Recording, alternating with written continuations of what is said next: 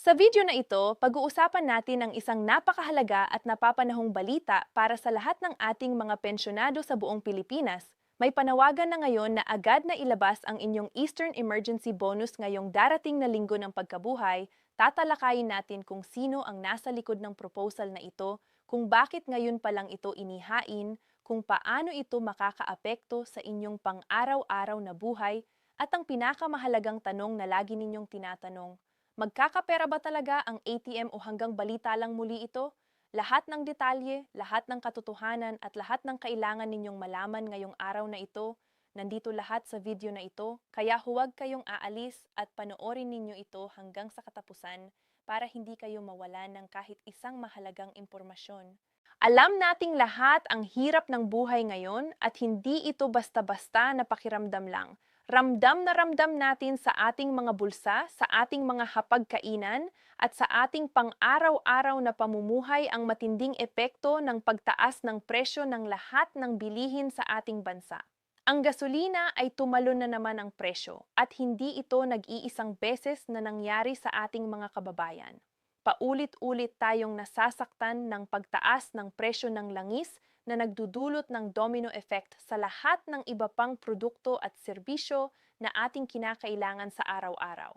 Kapag tumaas ang gasolina, tumaas din ang pamasahe, tumaas ang presyo ng pagkain, tumaas ang lahat ng ipinadala at ipinahatid sa palengke, at ang lahat ng iyon ay nadaragdag sa pasanin ng bawat pamilyang Pilipino, lalo na ng ating mga lolo at lola na naghihintay ng kanilang pensyon buwan-buwan.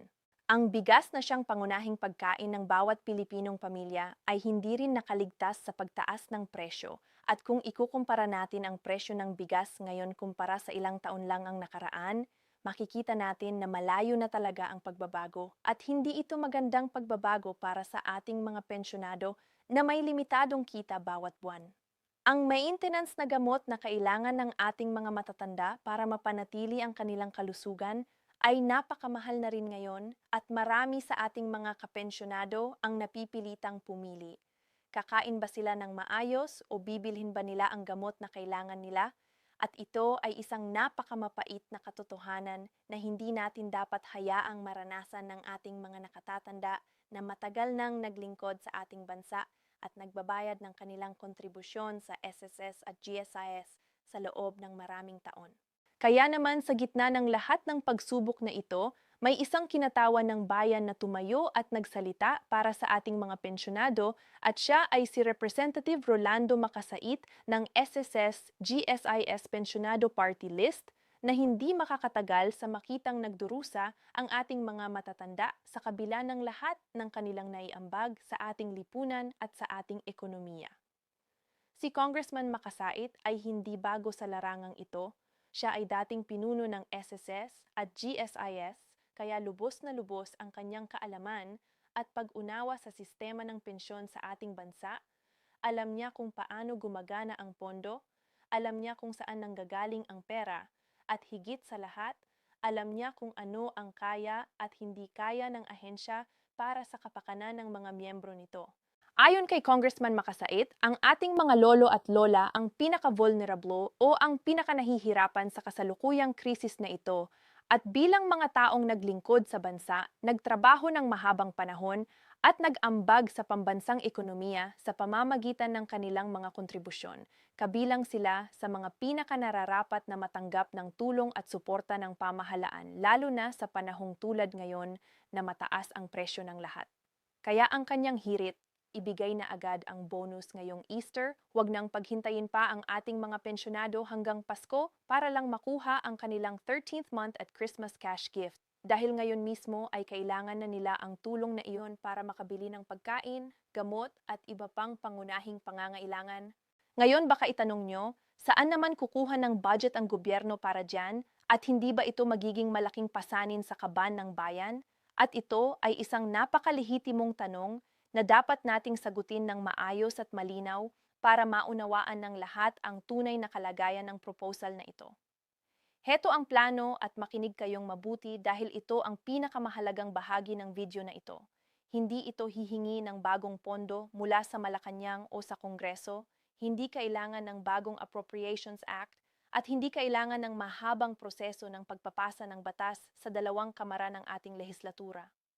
Ang proposal ni Congressman Makasait ay ang advance release, ibig sabihin, ang paunang pagbibigay ng inyong mga bonus na talagang kabilang na sa inyong karapatan bilang mga miyembro ng SSS at GSS at talagang darating din sa inyo sa tamang panahon. Para sa mga miyembro ng SSS, ang tinutukoy dito ay ang inyong 13th month pension na karaniwan ay natatanggap lamang sa buwan ng Disyembre bilang paghahanda sa kapistahan ng Pasko at Bagong Taon. Ngunit sa ilalim ng proposal na ito, ibibigay na ito sa inyo ngayong Easter para may panlaban na kayo sa matinding kahirapan na nararamdaman ngayon. Para naman sa mga miyembro ng GSIS, ang tinutukoy dito ay ang inyong Christmas cash gift na katulad din ng SSS ay karaniwang ibinibigay sa huling bahagi ng taon bilang pasasalamat sa inyong matagal na serbisyo at kontribusyon sa pamahalaan at ngayon ay iminumungkahi ring ibigay ng mas maaga para makinabang kayo sa mas mapanganib na panahon ng matinding kahirapan. Sabi ni Congressman Makasait na bilang dating pinuno mismo ng SSS at GSIS, kayang-kaya raw itong gawin ng dalawang ahensya nang hindi nalulugi ang kanilang pondo at hindi masisira ang pinansyal na kalagayan ng mga organisasyon. Dahil ang pera na ito ay pera na ninyo naman at talagang nakalaan para sa inyo, ang tanging pagbabago lang ay ang timing o ang oras ng pagbibigay nito. Imbes na sa Pasko, ibibigay na sa inyo ngayon para may pambili na kayo ng bigas, gamot at iba pang pangunahing pangangailangan habang napakahal ng bilihin at habang kailangan ninyo ng tulong ngayon at hindi sa susunod na buwan o sa susunod na quarter ng taon.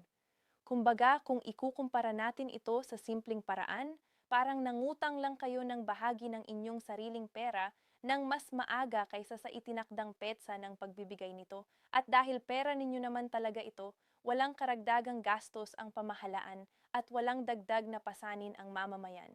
Pero bago kayo magmamadaling pumunta sa ATM o sa inyong pinakamalapit na bangko para suriin ang inyong balanse, heto ang reality check na kailangan ninyong marinig at nais naming maging malinaw at tapat sa inyo tungkol dito dahil ang aming layunin ay bigyan kayo ng tamang impormasyon at hindi magpakalat ng maling pag-asa.